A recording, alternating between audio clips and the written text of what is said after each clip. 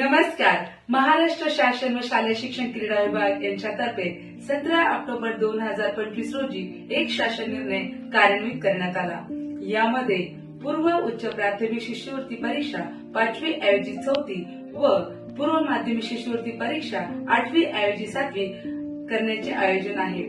अनुषंगाने संदर्भ शासन निर्णयात नमूद केलेल्या अटी व शर्ती या सुधारणा करून सर्वसमावेशक बाबींचा एकच शासन निर्णय निर्गमित करण्यात आला आहे. पासून सुरू झालेल्या इयत्ता 7वी स्कॉलरशिप परीक्षेचा फायदा मला पुढच्या वर्षी NMMS या परीक्षेत होणार आहे. मला स्पर्धा परीक्षा देण्याची खूप आवड आहे आणि ती मला 7वीत देण्याची संधी मिळणार आहे. याचा मला खूप आनंद होत आहे. धन्यवाद. सर्वप्रथम मी माझ्या शालेय शिक्षण विभागाचे अभिनंदन करतो. माझ्या शिक्षकांची मेहनत, पालकांची साथी यांचा आदर करत मी माझ्या अभ्यासाला वेळ काढणार आहे. एक योग्य नियोजन करणार आहे, जेणेकरून इयत्ता 7वीच्या शिष्यवृत्ती परीक्षेला दडपण येणार नाही.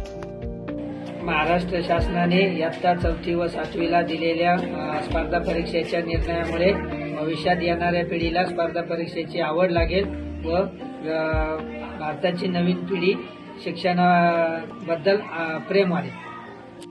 साठी आणि 7वीसाठी सरकारने स्कॉलरशिप काढल्याबद्दल मुलांना अभ्यासाची गोडी लागल आणि मुलं अभ्यास सुद्धा करू लागेल. सरकारचे याविषयी धन्यवाद.